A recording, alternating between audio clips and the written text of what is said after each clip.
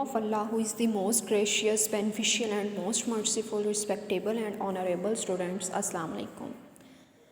Students, आज हम लोग स्टार्ट करने जा रहे हैं चैप्टर नंबर 10 किंगडम एनिमेलिया के रिमेनिंग शॉर्ट क्वेश्चंस, जिसमें हमारा आज का फर्स्ट वन शॉर्ट क्वेश्चन है what is Metamorphosis, how Metamorphosis occurs in arthropods. Student, Metamorphosis basically हमारे पास एक मैकेनिज़्म है जो डिफरेंट लिविंग ऑर्गेनिज़म में टेक प्लेस करता है, और हम लोग यहाँ स्पेसिफिकली डिस्कस करने लगे हैं फाइला आर्थ्रोपोडा में होने वाली मेटामॉर्फोसिस को।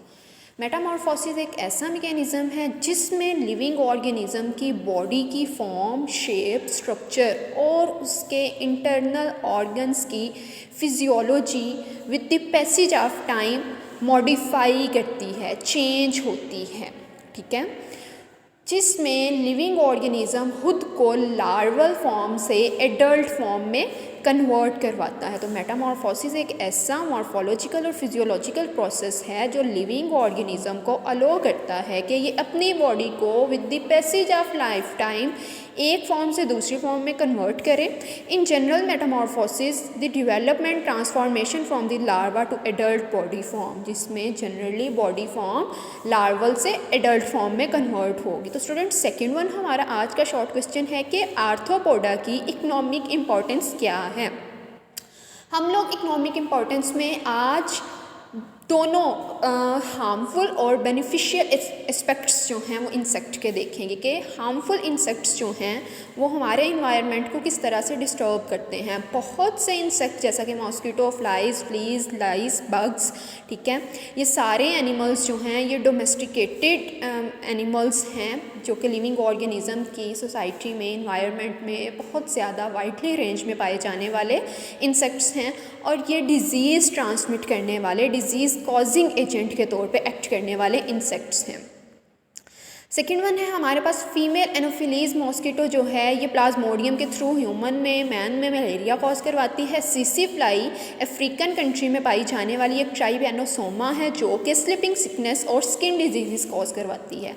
और अगर हम लोग बेनिफिशियल इंसेक्ट्स की तरफ आएँ तो हनी बी, सी वर्म्स जो हैं, सिल्क वर्म्स जो हैं, ये बेनिफिशियल एस्पेक्ट के तौर पे एक्ट करते हैं। बेनिफिशियली इनका फ़ायदा ये है कि हनी बी से हम लोग वैक्स और हनी को गेन करते हैं, जबकि सिल्क वॉर्म हमें सिल्क प्रोवाइड करती है। और इंसेक्ट का लार्वा जो हैं ये बहुत सी फिशेस के फूड हैं।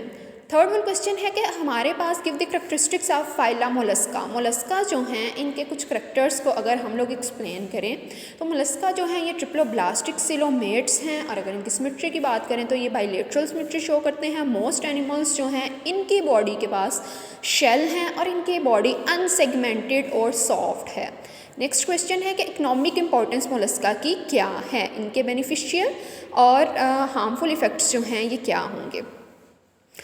जी, तो हार्मफुल मोलस्क हमारे पास हैं स्लग्स और शिपवर्म्स। स्लग्स जो हैं ये गार्डन स्नेल्स और गार्डन स्लग्स में हमारे पास स्लग्स आएंगे, गार्डन स्नेल्स आएंगे जो कि गार्डन के फ्रूट्स को, फ्लावर्स को, गार्डन की कल्टीवेशन को डिस्ट्रक्ट करते हैं, इंजीरियस पॉइंट ऑफ व्यू से बहुत नुकसानदेह हैं। जबकि ट्रिडो हमारे पास ऐसा शिपवर्म है जो वुडन पार्ट ऑफ जो है किसी भी ट्री का वुडन पार्ट को डैमेज करता है। बेनिफिशियल मोलस्क की तरफ आए अगर हम लोग तो हमारे पास बहुत से मोलस्क जैसा कि क्लैम्स, ऑयस्टर्स और मसल्स ऐसे हैं जो different part of the world पे फूड के तौर पे एक्ट करते हैं। जबकि बहुत से शेल्स और मसल, बहुत से हमारे पास बेनिफिशियल मोलस्क ऐसे हैं जो कि वैल्यूएबल पर्ल्स कंटेन करते हैं, जिसको हमारी वर्ल्ड वाइड बटन इंडस्ट्री जो है अपने ऑर्नामेंट बनाने के लिए यूटिलाइज़ करती है। नेक्स्ट वन हमारे पास शॉर्ट क्वेश्चन है what is regeneration, give example. बच्चों, रीजनरेशन हमारे पास एक ऐसा मैकेनिज़्म है जो हम लोग डिफरेंट लिविंग ऑर्गेनिज़म में देखते हैं। डिफरेंट लिविंग ऑर्गेनिज़म में पाई जाने वाली माइटोटिकली एबिलिटी जिससे वो अपनी बॉडी के इंजर्ड पार्ट को अगेन से रिकवर कर पाने की सलाहियत रखते हैं, उस मैकेनिज़्म को रीजनरेशन का नाम दिया जाता है। जैसा कि हम लोग स्टारफिश में, एकाइनोडर्म्स में, सी कुकम्बर में देखते हैं। नेक्स्ट वन है कि name the phylum of the starfish. Starfish का फाइला हमारे पास है phyla Echinodermata. Next one short question है, give resemblance found between echinoderms और हेमिकॉर्डेटा। हेमिकॉर्डेटा और इकाइनोडर्म हमारे पास दो फाइला हैं जिनमें रिजेम्बलेंस बेसिकली ये है कि इन दोनों के फीचर्स एक दूसरे से बहुत ज़्यादा मैच करते हैं। दोनों लिविंग ऑर्गेनिज्म सिलोमेट हैं, दोनों के ब्लास्टोपोर्स जो हैं ड्यूरिंग क्लीवेज इनके सेल्स जो हैं वो ब्लास्टोपोर फॉर्मेशन करते हैं। माउथ टू एनस इनके सेल्स जो हैं ये डिवाइड करते हैं। दोनों जो हैं ब्लास्टोपोर की formation mesoderm cells middle part of the cell जो है middle layer of the cell उससे करवाते हैं, और दोनों के एंडोस्केलेटन मीजोडर्मल लेयर से बनते हैं और एक्सोस्केलेटन एक्टोडर्मल लेयर से बनते हैं। ये रिजेम्बलेंस है बिटवीन इकाइनोडर्मेटा एंड हेमिकॉर्डेटा के। Give resemblance between echinoderm and Chordata. अगर हम लोग इकाइनोडर्मेटा और कॉर्डेटा के दरमियान जो है रिजेम्बलेंस उसको डिस्कस करें तो Echinodermata show very close resemblance with chordate because both have mesodermal skeleton.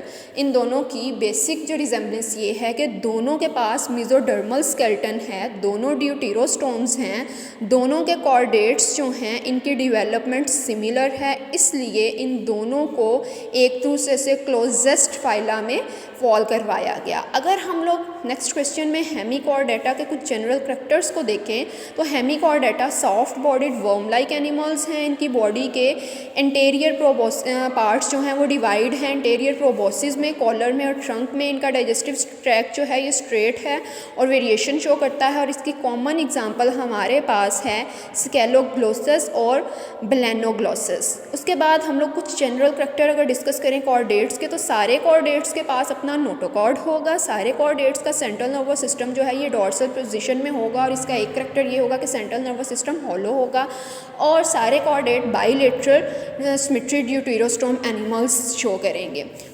Next one question है हमारे पास, व्हाट इज़ अपर्क्यूलम। अपर्क्यूलम स्टूडेंट्स हमारे पास फिशेस में पाया जाने वाला, फिशेस की बॉडी में मौजूद गिल्स के एंड पे, उनकी गिल्स की आउटर कवरिंग पे पाया जाने वाला एक फ्लैप लाइक स्ट्रक्चर है जिसको अपर्क्यूलम का नाम दिया गया है। Operculum is a lateral flap of body wall that extend posteriorly from the head to gills in bony fishes, और मोस्टली ये बोनी फिशेज में पाया जाता है। It act as an external protective covering over gill chamber. Gill chamber के बाहर outer covering जो कि प्रोटेक्टिव कवरिंग के तौर पर एक्ट करती है उसको अपर्क्यूलम का नाम दिया गया है। नेक्स्ट वन हमारे पास शॉर्ट क्वेश्चन है, व्हाट आर ट्यूनिकेट्स।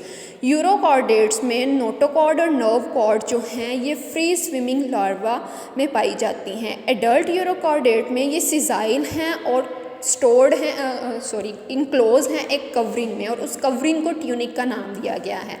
अब एडल्ट फॉर्म में यूरोकॉर्डेट्स की आउटर इनक्लोज्ड कवरिंग ट्यूनिक कहलाती है, सो एडल्ट यूरोकॉर्डेट्स को ट्यूनिकेट्स का नाम दिया जाता है, जिसकी एग्जांपल है हमारे पास मोलग्यूला।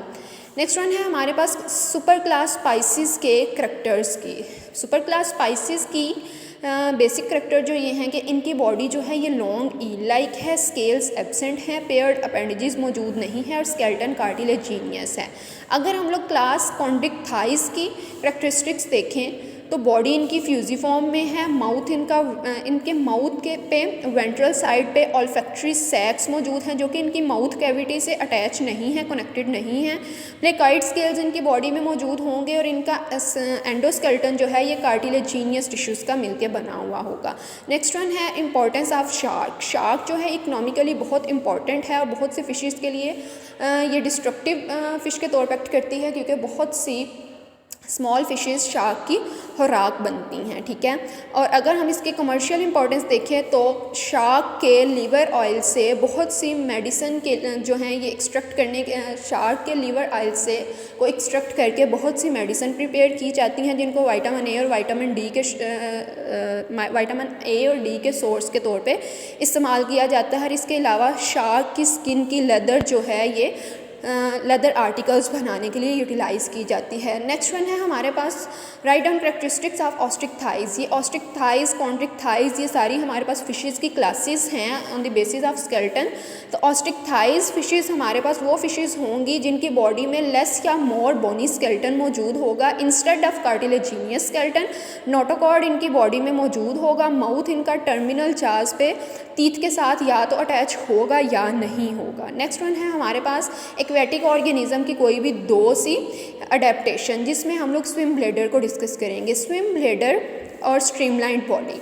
Streamlined body, the body of fish is such that is offers little resistance to water. Water में तैरते हुए वाटर को रेजिस्ट करने की कैपेबिलिटी जो है ये फ़िशेज़ में मौजूद होती है, और ये कैपेबिलिटी उनकी बॉडी के फॉर्म स्ट्रक्चर की वजह से मौजूद होती है। अब इनकी बॉडी के इस स्ट्रक्चर को स्ट्रीमलाइंड बॉडी का नाम दिया जाता है। स्विम ब्लैडर एक एयर सैक है जो कि फेरेंक्स के साथ या विदाउट फेरेंक्स भी पाया जाता है फ़िशेज़ में, और इसका बेसिक फंक्शन ये है कि ये हाइड्रोस्टेटिक ऑर्गन के तौर पर एक्ट करता है कि जब इसमें वाटर की वजह से गैस जो है ये फिल करती है और ग्रेविटी जो है वो चेंज होती है। ग्रेविटी के चेंज होने और गैस के फिल करने की वजह से फ़िश जो है वो एक जगह से दूसरी जगह बायोंसी करती हुई लोकोमोट करती है। स्विम ब्लैडर बेसिकली इन्वॉल्व है फिशेज़ की लोकोमोशन में, और लोकोमोशन का मोड है हमारे पास बायोंसी। और सेकेंड वन जो इनकी बॉडी है स्ट्रीमलाइंड बॉडी, ये इनकी बॉडी भी इनकी लोकोमोशन में, इनको बायोंसी में हेल्पफुल है। ठीक है, तो यहाँ तक था हमारा आज का लेक्चर। बाकी रिमेनिंग क्वेश्चन इंशाल्लाह हम लोग कल कंटिन्यू करेंगे।